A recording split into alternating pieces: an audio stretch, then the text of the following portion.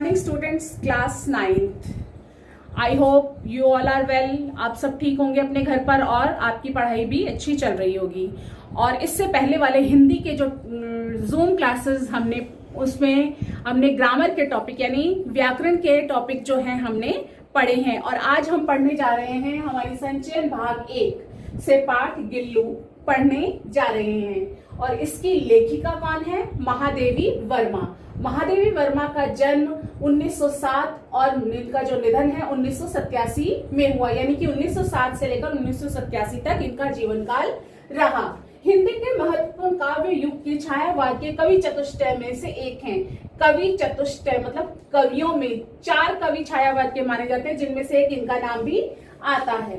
भारत सरकार द्वारा पद्म भूषण से सम्मानित, उन्हें ज्ञानपीठ पुरस्कार से भी सम्मानित किया गया और वे साहित्य अकादमी की फेलो भी रही। फेलो मतलब सहयोगी होना या किसी बड़ी सभा या संस्था का सदस्य होना। इनकी प्रमुख कृतियां से मतलब इनकी रचनाएं निहार, रश्मि, नीरजा, यामा, दीपशिखा कविता संग्रह है, श्रृंखला की कड़ियां, निबंध, स्मृति की रेखाएं, अतीत के चलचित्र आदि। और पाठ का जो सार है वो कुछ इस प्रकार से है कि महादेवी जी जो हैं इस पाठ में उन्होंने ये बताया है कि गिलहरी के एक छोटे बच्चे का उन्होंने क्या है पालन पोषण किस प्रकार से किया है, उसका उनके साथ कैसा संबंध था, वो सब कुछ जो है इस पाठ में बताया गया है। और हम जो पाठ का सार देखेंगे वो इन मुख्य बिंदुओं के आधार पर देखेंगे। पहला बिंदु है गिल्लू की अचानक याद आई। कोओं का आहार बनने से बचा गिल्लू। गिलहरी शावक, शावक मतलब बच्चा, गिलहरी का बच्चा, उपचार और पालन। लेखिका का ध्यान आकर्षित करना, गिल्लू किस प्रकार से लेखिका का ध्यान अपनी ओर आकर्षित करता था। गिल्लू के जीवन का प्रथम वसंत, लेखिका को चौंकाने का प्रयास, लेखिका के साथ भोजन करना। गिल्लू की संवेदनशीलता, गिल्लू की जीवन यात्रा का अंत, सोन जूही की लता और गिल्लू को समाधि।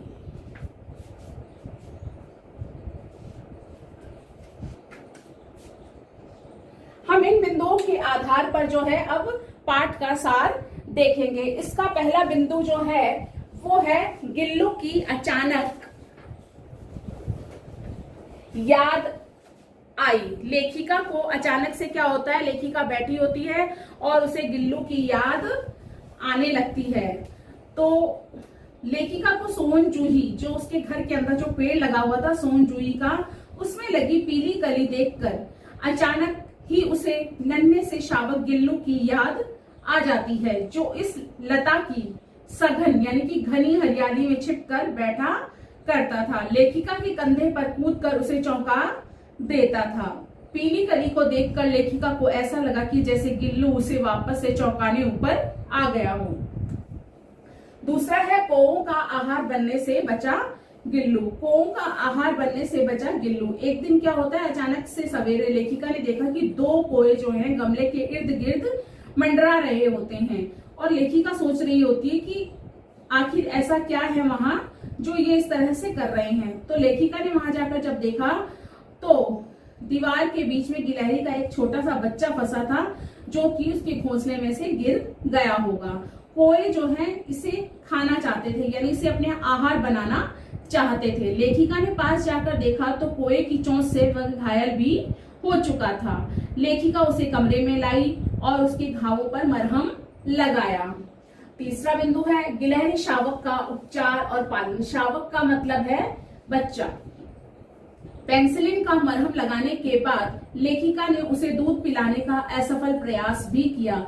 उसने क्या किया, रुई की पतली सी बत्ती बनाई और उससे उसके मुंह में पानी भी टपकाया और दूध भी उसे पिलाया।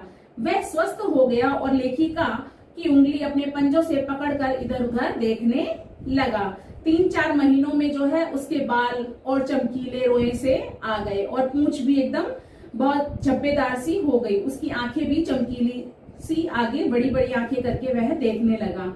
गिल्लू को लगा, लेखिका ने जो है गिल्लू उसे नाम दे दिया। वैसे तो वो गिलहरी का बच्चा था, लेखिका ने क्या किया, उसे एक नाम दे दिया। क्या नाम दिया लेखिका ने उसे? गिल्लू नाम दिया। और वह एक डलिया में रुई बिछाकर उसके तार के पास जो है, खिड़की के पास एक तार थी, वहां उसे लटका दिया, जिससे कि वह बाहर देखता रहे। और उसकी कार्यकलाप देखकर सभी को हैरानी होती थी, यानी कि वो जो जो हरकतें करता था सब उसे देख करके आश्चर्यचकित हो जाते थे।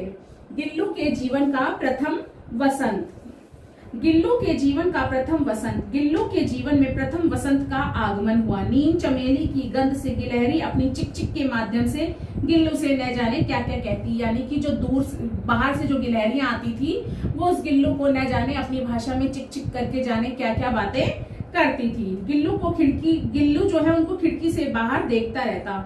और लेखिका ने क्या सोचा कि यह भी अपने साथियों से मिलना चाहता है, तो उन्होंने क्या किया, उन्होंने गिल्लू के बाहर आने जाने के लिए जाली का एक कोना खोल दिया, और जिससे गिल्लू बाहर और अंदर आ जा सके। लेखिका को चौंकाने का प्रयास। लेखिका के साथ कॉलेज से लौटते हुए जैसे ही लेखिका अपना कमरा खोलती, गिल्लू जाली से बाहर आ जाता और उसे सिर से पैर तक दौड़ लगाता रहे, यानी उसके ऊपर चढ़ता और फिर नीचे उतरता। जब लेखिका कमरे से बाहर जाती तो गिल्लू भी बाहर चला जाता। वह दिन भर अन्य गिलहरियों के दल का नेता बनकर उछलता कूदता और ठीक 4 बजे खिड़की के भीतर आ जाता, यानी कि उसका समय उसे पता चल जाता था कि कब मुझे अंदर जाना है और कब मैं बाहर खेलने जाऊंगा। वह कभी फूलदान के फूलों में छिप जाता, कभी पर्दे की चुन्नट में और कभी सोन जूही की पत्तियों में छिपकर लेखिका को चौंकाने का प्रयास किया करता था। नंबर 7 है लेखिका के साथ भोजन करना। लेखिका ने क्या बहुत सारे पशु पक्षी जो है पाल रखे थे और सभी से वह विशेष लगाव रखती थी, पर किसी जीव ने उनके साथ कभी भोजन करने का साहस नहीं किया। लेखिका जैसे ही खाने के कमरे में पहुंचती, गिल्लू खिड़की से निकलकर मेज पर आ जाता और उसकी थाली में बैठ जाता। लेखिका ने बड़ी कठिनाई के साथ जो है उसे थाली के पास बैठना सिखाया। गिल्लू क्या करता था, गिल्लू तो थाली में आकर बैठ जाता, लेकिन लेखिका ने उसे थाली के पास बैठना सिखाया, जहां से वह एक एक चावल निकालकर बड़ी ही सफाई के साथ खाता था।